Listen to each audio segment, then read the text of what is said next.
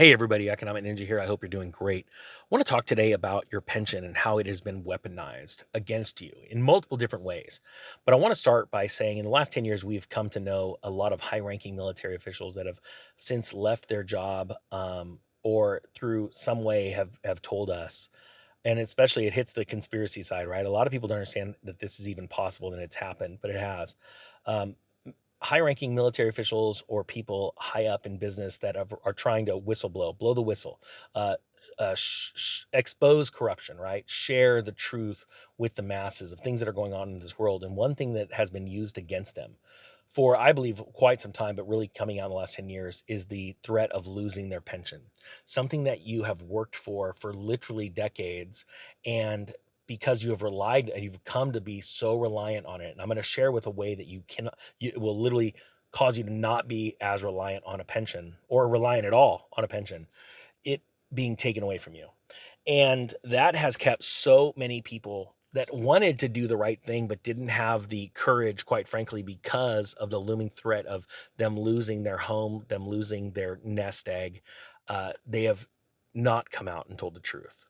And we need to stop this. And we need some really witty ideas. And I believe that the Lord is giving certain of us, because I'm seeking witty and wise ideas and plans to overturn the evil that's going on in this world. And one way evil holds us down is by our pension, right? Now, there's two different ways: those that are going in threat of losing their pension, and those that are under the threat of their pension never being enough to supply for your needs. So, one thing that I have found, and I've given this advice so many times to people, like in my career as being a firefighter, I talk to a lot of firefighters. It's always on their mind. Usually you don't really start thinking about your retirement until 5 years after you've been working. And you start thinking, hey, there's going to be a day, my body's a little sore and tired, man, not sleeping a lot, going on emergency calls all the time in our industry. Hey, I got to start looking at when my body breaks down and I'm having a hard time getting around, right? I need money, I need income. And I would like to also enjoy my life at a certain point. You work so hard and you try and build up a nest egg, and 99% of the people that are out there trying to uh, save for retirement are doing it through the form of a pension, right? They're either saving on their own through a 401k, or they're doing agency contributions. In the fire service, I see a lot of guys that literally, oh, they're always saying, I need to stay 3 more years. I need to stay 2 more years. I need to stay another year because I just can't make it. And what I found is that it's their spending habits. And one of the biggest things, and 99% of the guys that say this or girls that say this are ones that own homes: pay off your house. And they go, well, that's impossible. It's impossible. And I sat down with a few of them and I said, look, if you would start on this day, and instead of putting, and I always ask them, how much are you putting in your 401k? And they're maxing it out. They're like at 15, 16% of their pay. And they always quote that, what's it called? The tax benefits, right? And I said, you're not looking at the tax benefits right, because if you look at your home and you're paying the minimum on a 30-year mortgage and you're working a career and you're also putting 15 or 16% into your pension plan, and all you look at is the savings of, let's say, 21 to 25%, right? That's usually by and large the most that firefighters are paying when you look at their tax rates, right? Their the end of the year, what they literally paid in taxes after their other write-offs. When you start to look at that and you go, look, definitely do the agency matching, because it's always 50 cents or 100% on the dollar, right? That is a no-brainer. Do it. But usually that's between 3 and 5% for most pension plans. I know there's other ones out there that are better, but hear me out. If you would now take the difference of that 10 or 11%, and yeah, I know you're not going to get the tax benefit, but when you start taking that extra 10% or 11% of your pay and stacking it down on your house, the amount of money, the bulk of money that you save, because yeah, I get it's at a lower interest rate, it's a mortgage, but when you look at the compounding and how that interest compounds over that 30 years, you could literally save yourself literally tens of thousands, if not hundreds of thousands of dollars. On top of that, once you get the house paid off way earlier than 30 years, with this plan, you usually pay it off well under 20 years. You're literally on a 30-year mortgage, you're paying it off in 15, maybe even 12 years. All right. It's a big difference. Now, you don't need an additional $1,500 or $3,500 a month to retire because you don't have a house payment. Yes, you pay taxes, you still pay the interest, but you don't have that principal and interest anymore. It's gone. And I've sat down with so many people over the years and shown them how to do this, and their mouths drop like, oh my gosh, it's amazing. And then you know what happens? None of them do it. None of them do it. And those same people that I saw, none of them ever do it, last year watched 20 to 25% of the value of their 401k drop. And I said, you're lucky because the government's doing some last push stimulus right now to try and boost that stock market up. So you're seeing your value creep up a little bit. What's scary is in the last 23 years, the stock market indexes have fallen by more than 50% twice. And if you think for some reason that that's not going to happen again, you are very seriously deceived. All right. So many people need to start thinking about that. Now, let's go back to where we started this video, the military industrial complex. You see, we didn't always have tax. Income tax just started in the early 1900s, the very early 1900s, right? And it was a con. They said it was only for the rich people.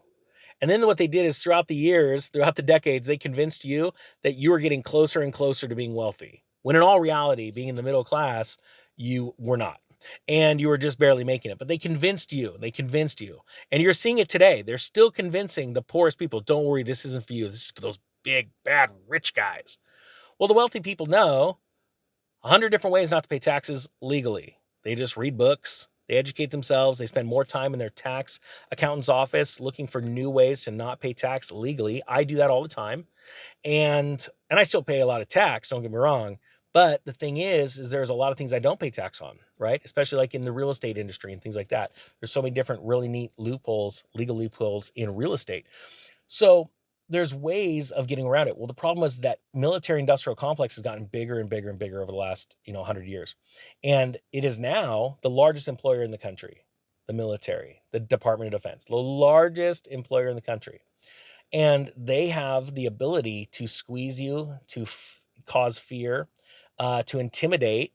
And one of those ways is through the possible loss of your pension. And, I'll give you an example. I've been in the business. I've been working for the government. You have federal government, you have state government, you have local government. And being a firefighter, if I leave now, just 3 years before retirement, I lose everything. I'll get like a small little check, like literally, we're talking like no joke, like 400 or 500 bucks a month, starting like 10 and a half, 12, or I don't know the age, 10 years from now. 10 years from now, I'll get a check for like a few $100 if I leave right now, just 3 years early. And it's like they hold you and they compress you and they put you into a prison. And so what I was doing, I started about 12 years ago, I started pretending like I wasn't going to have a pension. So I started building assets. I paid debt off. I ran no debt except for a mortgage because even me, I was like, okay, it's so cheap, the interest rate. I'll build wealth in crypto, build wealth in precious metals, build wealth in assets, building businesses and stuff. And that was great. Now I've finally decided, and it's because Mrs. Ninja convicted me because of this channel. She said, you know what? You're always telling people to get out of debt. Yeah, I know we could just sell this and pay off the house right away. We need to get out of debt. Like, so now we could say we're done. We can still use debt in businesses and all that stuff, but to be true to all of you. And so I said, yes, but I'm like, but I don't want to sell this and I don't want to sell that to pay it off. So let's do it the hard way and let's grind and let's come up with a plan and let's get this last payment paid off. And that's what we've been doing. And it's honestly to be true to you, but I have to be honest. It's such a, if anything goes wrong and I lose my job tomorrow, I could sell some stock and boom, pay off the house. All right.